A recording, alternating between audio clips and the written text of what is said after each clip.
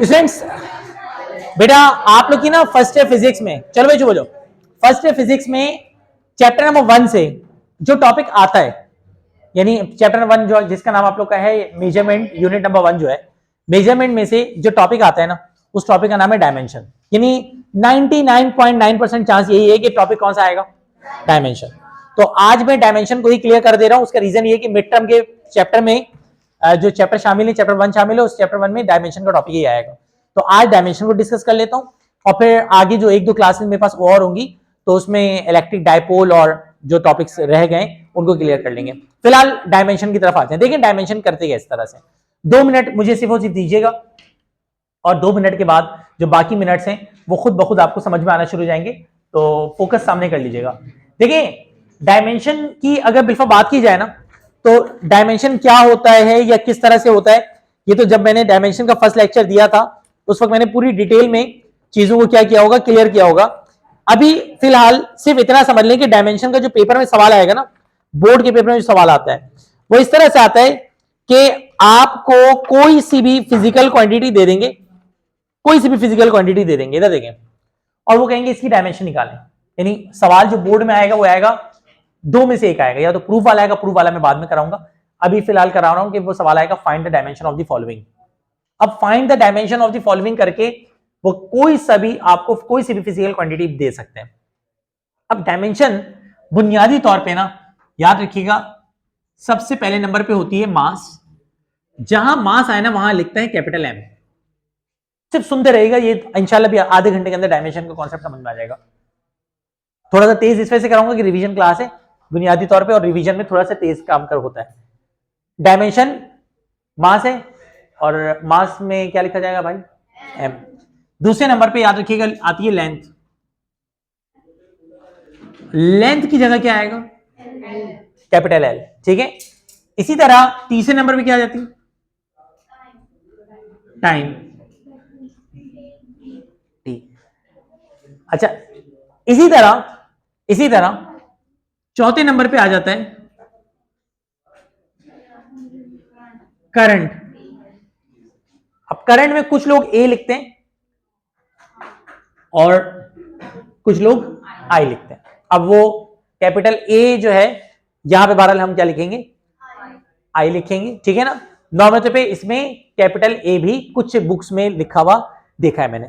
तो करंट जो है बहरहाल आई।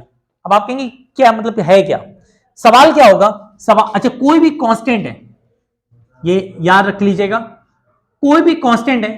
कांस्टेंट का मतलब होता है कोई भी नंबर, 5 2 3 2 3/2 2.7, ये जो नंबर्स हैं, या फिर कोई जैसे पाई है तो पाई भी एक नंबर होता है 22 पॉइंट मतलब अपॉन 7, तो ये 22/7 एक नंबर है ना 3.14।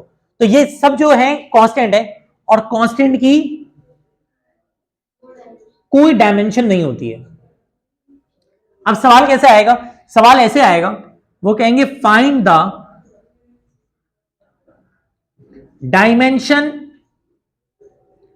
Of the following, find the dimension of the following. अब वो आपको कोई भी क्वांटिटी दे देंगे, उसकी क्या निकालने बोलेंगे, डायमेंशन। एग्जाम्पल दे रहा हूं, पहला सवाल है फर्स्ट नंबर पे, वो कह रहे हैं कि आप डायमेंशन निकालें स्पीड की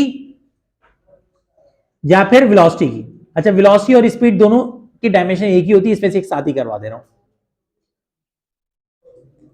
एक उसूल याद रखना, जिसकी तुम्हें डायमेंशन निकालनी है उसका तुम्हें फॉर्मूला पता होना चाहिए। अगर तुम्हें फॉर्मूला पता है तब तो तुम डायमेंशन निकाल सकते हो, और अगर तुम्हें फॉर्मूला नहीं पता तो मेरे भाई तुम्हारे लिए डायमेंशन निकालना मुश्किल ही नहीं नामुमकिन है। अब आप कैसे निकालोगे जरा देखो, वेलोसिटी इज इक्वल टू होता है एस अपॉन टी, यानी स्पीड एस अपॉन टी के बराबर होता है, वेलोसिटी डी अपॉन टी के बराबर होता है। अब मुझे बताओ रिलैक्स होके, हमें वेलोसिटी की डायमेंशन निकालनी है। सबसे पहले किसकी बात करूं, एस। सोचो समझो और सही जवाब दो। एस लेंथ है, मास है, टाइम है, करंट क्या है, एस जो है, एस डिस्टेंस है ना, तो एस को ये तो नहीं बोल सकते एस टाइम है, एस को लेंथ बोल सकते हैं। एस को क्या बोल सकते हैं, समझ आ रहा है ना कि भाई डिस्टेंस डिस्टेंस लेंथ में लिया जाएगा। तो एस कौन है, लेंथ, तो लेंथ की जगह क्या लिखा जाएगा, इसका मतलब s की जगह क्या लिखा जाएगा? अच्छा t थोड़ी ओवर एक्टिंग कर लेता हूं, मतलब पता तो सबको ही है। अब बताओ जरा t क्या है? m है, l है, t है, वरना टाइम है, डायरेक्ट पता चल रहा है। तो लिहाजा इधर देखो, लिहाजा ये बन जाएगा क्या? t ऊपर चला जाएगा तो बन जाएगा lt -1। तो इसका मतलब स्पीड की जो डायमेंशन आई वो क्या आई? lt -1। अच्छा ख्याल रखिएगा, अभी पार्टी खत्म नहीं हुई है, अभी पार्टी शुरू हुई है। एग्जाम्पल दे रहा हूं, एक और सवाल। सब स्पीड की डायमेंशन समझ में आ गई? यानी आपको मैं एक बात बताऊं, लुब्बे लुबाब क्या टॉपिक का, फॉर्मूले में एल एम टी और ये फिट करना है बस। फॉर्मूले के अंदर क्या फिट करना है? एल एम टी फिट करना है बस, ठीक है। एक और फॉर्मूला बताता हूं। इमेजिन करो पार्ट 2 का क्वेश्चन है और वो आपसे बोल रहे हैं कि क्या निकालो? एक्सेलरेशन निकालो। आप अगेन बात वही है, एक्सेलरेशन का क्या पता होना चाहिए? मेरा बेटा बताओ एक्सेलरेशन का फॉर्मूला क्या है? Velocity upon time. Acceleration is the rate of change of velocity, ठीक है। तो acceleration is the rate of change of velocity यानी वेलोसिटी अपॉन टाइम। तो मेरा बेटा अब बताओ, डेल्टा चेंज को रिप्रेजेंट करते हैं। डेल्टा किसी को रिप्रेजेंट करते हैं? चेंज को। तुम ना दोनों खड़े हो जल्दी से, तुम दोनों, एक जो ये हसीन तरीन बच्चा है और एक तुम, और तुम दोनों खड़े होकर वहां पे क्लास लो थोड़ी देर के लिए, 15 मिनट के लिए, ताकि उसके बाद ना मेरी क्लास में दोबारा से बोल नहीं पाओगे तुम लोग। क्योंकि एक दफा समझाता हूँ, 2 दफा समझाता हूँ, तुम लोग बार बार मैं देख रहा हूँ कि मैं यहाँ मुड़ता हूँ, तुम लोग अपने मुड़ जाते हो। बहुत ज्यादा मोहब्बत हो गई तो बताओ यार, कुछ करते हैं तुम लोगों का, ठीक है। थोड़ा डिस्टेंस में रहो, कायदे में रहोगे तो फायदे में रहोगे ना बेटा। A is equal to delta v upon delta d. पूरा फोकस इधर करो, सही है। A is equal to delta v upon delta d. आप लोग की ना बहुत बचत होती है वीडियो बनने की वजह से।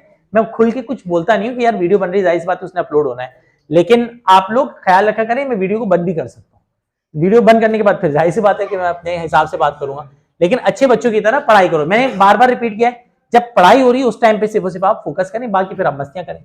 Delta v upon delta D. अब इधर आओ, इसके मुतालिक तो मैं बता दे रहा हूं। देखो डेल्टा ना चेंज को रिप्रेजेंट कर रहा है, इसकी कोई डायमेंशन नहीं होगी, तो डेल्टा को बना दो। टी के मुतालिक मैं बता दे रहा हूं, यहाँ पे क्या लगेगा? टी लगेगा, सही है। क्योंकि देखो ये ना एल है ना एम है ना आई है। वी वेलोसिटी है। अब बताओ वेलोसिटी में एम लगाऊं, एल लगाऊं, टी लगाऊं, आई लगाऊं, क्या लगाऊं? एल लगा दूं और टी लगा दूं। एग्जैक्टली ना ये लगेगा ना ये, वेलोसिटी इधर निकाल चुके हैं। v की जगह क्या लगेगा? L T -1। तो बेटा टी ऊपर आएगा, एल टी -2। अच्छा एक चीज बता दूं सिखाने के लिए और करके, अक्सर ना डायमेंशन एमसीक्यूज में आते तो इस तरह भी लिखा जा सकता है इसको, m0 lt -1, और एक्सेलरेशन की डायमेंशन को इस तरह भी लिखा जा सकता है, क्योंकि m0 का मतलब m नहीं है, m की पावर 0 इज इक्वल टू 1, तो इस तरह भी लिखा जा सकता है। Both are correct. तो a की डायमेंशन क्या हो गई? lt -2 भी हो गई, और ये भी लिखा जा सकता है। अब एक काम करता हूं, मैं आप लोगों को फॉर्मूला भी बता दे रहा हूं और फैक्टर भी बता दे रहा हूं। 2 फॉर्मूलाज बता के जा रहा हूं, एक फोर्स और एक लीनियर मोमेंटम। हाँ आप लोगों ने अभी खुद से ट्राई करना, गलत करें सही करें डजंट मैटर, ट्राई कर लें। फॉर्मूला बता दे रहा हूं, फोर्स का फॉर्मूला होता है ma और मोमेंटम का फॉर्मूला होता है p इक्वल टू mv। आपने जस्ट इन दोनों की डायमेंशन निकालनी है। थोड़ी देर के लिए वीडियो रोक रहा हूं मैं, तो तमाम के तमाम बच्चे जरा जल्दी से इसकी डायमेंशन निकालने की ट्राई करें। कर लेते हैं वेल डन, नहीं कर पाते हैं तो खैर है, पहले ट्राई करें जरा जल्दी से। चलिए जी, जिन्होंने ट्राई कर लिया गुड है, नहीं किया सामने देखें, अगर सही किया है तो वेल डन, नहीं किया तो कोई मसला नहीं है, मैं करवा दे रहा हूं। m की जगह बताइए क्या आएगा, और a की जगह ये हो गई फोर्स की डायमेंशन। यही निकाला है, यही किया है, एग्जैक्टली यही किया है। क्या बात है भाई, क्या बात है। बहरहाल आप तमाम बच्चे इंटेलिजेंट हैं, इसमें कोई शक नहीं है। और अगला करते हैं,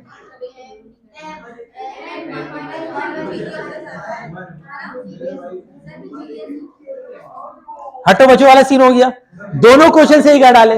अच्छा चलो एक काम करते हैं, अब ना मैं आपको 3-4 और दे रहा हूं करने के लिए। पहले आप खुद से ट्राई करेंगे, उसके बाद सर कराएंगे आपको, ठीक है ना।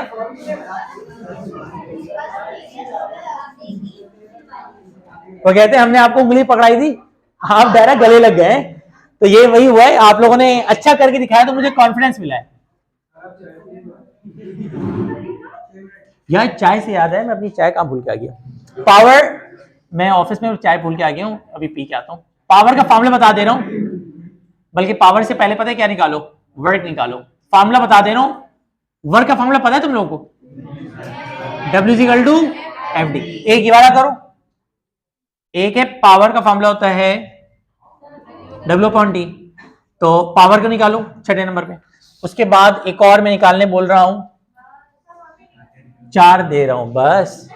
काइनेटिक एनर्जी, काइनेटिक एनर्जी का फॉर्मूला बता दे रहा हूं, ½ mv²। मैं करा दूंगा ना, पहले ट्राई तो करो। और पावर निकाल दिया, प्रेशर सिर्फ और सिर्फ ये 4 करने के लिए दिए हैं। अगर आपने ये 4 कर लिए, प्रेशर का मैं फॉर्मूला बता दे रहा हूं। प्रेशर का फॉर्मूला होता है फोर्स अपॉन एरिया, और याद रखना एरिया लेंथ इंटू लेंथ के बराबर होती है, यानी एरिया 2 लेंथ के बराबर होती है, ठीक है। ट्राई करो, फिर मैं करवा दूंगा। स्टार्ट जल्दी से। चलो भाई, जिन्होंने ट्राई किया उनकी, पहले मैं ये वाला कराता हूं। एफ की जगह पता है क्या आएगा, और डी की जगह, तो अगले स्टेप में हो जाएगा एल और एल मिलके L² हो जाएगा। आप कहेंगे ये तो कर लिया था, ये नहीं किया था, तो कर लो। अच्छा एक ना बात सुनो, एक यहाँ पे सवाल आता है जो अच्छा सवाल है कि सर यहाँ तो हमें पिछला वाला याद है तो हम लिख दे रहे हैं, सपोज करें बोर्ड के पेपर में डायरेक्टली वर्क आ जाए तो हम क्या करेंगे। तो यहाँ पे तो आपको फोर्स पहले से निकली हुई है, आपने लगा दी। फोर्स के लिए एक्सेलरेशन पहले से निकली हुई थी, आपने लगा दी थी। एक्सेलरेशन के लिए वेलोसिटी पहले से निकली हुई थी, आपने लगा दी थी। तो अब उसमें ये होता है कि अगर बिल्कुल आपको डायरेक्ट याद है तो आप अप्लाई कर सकते हो, अगर डायरेक्ट याद नहीं तो आप रफ वर्क में या साइड में या उसी सॉल्यूशन के बीच में आप पहले क्या निकालो, फोर्स निकालो, और फिर फोर्स की वैल्यू क्या करो, पुट करो। तो दोनों ऑप्शंस आपके पास अवेलेबल होते हैं। अगर नहीं आ रहा जहन में उस वक्त तो पहले क्या निकालो, फोर्स, और फिर फोर्स की वैल्यू पुट करके आप वर्क निकालो। चलिए ये वाला करते भाई। W की जगह क्या आ जाएगा, mL² T-2, और T की जगह क्या आ जाएगा, T ऊपर चला जाएगा। बताओ क्या बनेगा। क्या कोई बच्चा है जिसने ये दोनों सही किए? ये तुम लोग सबने सही किए, क्या बात है। मतलब मैं बता रहा हूं, मैंने कभी गुरूर नहीं किया, लेकिन आप जैसे जीनियस स्टूडेंट्स को पढ़ाते हुए मुझे प्राउड होता है कि आप लोग को नहीं होता। अच्छा चलो खैर, नहीं आप लोग खुद पे तो प्राउड नहीं करेंगे ना, जाहिर सी बात है, आप लोग को गुरूर करने की जरूरत ही नहीं है। आगे बढ़ते हैं। काइनेटिक एनर्जी का फॉर्मूला क्या था, ½ mv²। इतना बता दूं, हाफ जो है ना, हाफ है मतलब नंबर है, तो क्या हो जाएगा, हट जाएगा, कोई डायमेंशन नहीं है। m की जगह बता दे रहा हूं क्या आएगा, और v ना v² है, तो v की जगह आएगा तो, लेकिन इसका होल स्क्वायर हो जाएगा। 1/2 तो नंबर है ना, नंबर खत्म हो जाएगा, नंबर की कोई डायमेंशन नहीं होती है।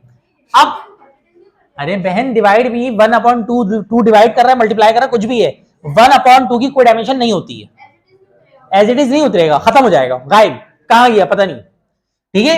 m, अब देखो ये स्क्वायर एल पे भी आ जाएगा तो ये L² हो जाएगा, और ये स्क्वायर इस पे आएगा तो -1 2 -2 -1 2 -2, तो ये आपके पास काइनेटिक एनर्जी की डायमेंशन आ गई। क्या आप में से कोई ऐसा बच्चा है जिसने ये भी सही कर दिया हो? तुमने सारे सही किए, मतलब आगे में जो देने जा रहा हूं वो भी किए मैं तुमने, मुझे पता है। हमारे 2-3 बच्चे तो ऐसे ना क्लास के मोस्ट जीनियस स्टूडेंट्स हैं क्लास के।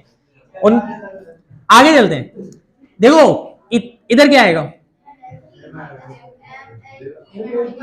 और एक जगह आएगा L²। देखो L² क्यों आएगा, क्योंकि एरिया 2 लेंथ के बराबर होता है, तो L² हो जाएगा। अब इस से स्क्वायर क्या हो जाएगा, कैंसिल, और ये L² था, एक L क्या हो चुका है, कैंसिल, तो M यहां आया, और ये जो L है इधर तवज्जो दे दो बेटा, L ऊपर जाएगा तो क्या बन जाएगा, L-1, और साथ में T-2। क्लियर हो गया? मुश्किल तो नहीं है। डायमेंशन के टॉपिक को यहीं तक रखते हैं, डायमेंशन के अगले पार्ट को यहीं से इंशाल्लाह नेक्स्ट क्लास में क्या करेंगे, स्टार्ट करेंगे। समझ में आ गया भाई? कल इंशाल्लाह मुलाकात करते हैं स्टूडेंट्स, अपना बहुत सारा ख्याल रखिएगा। अल्लाह हाफिज़।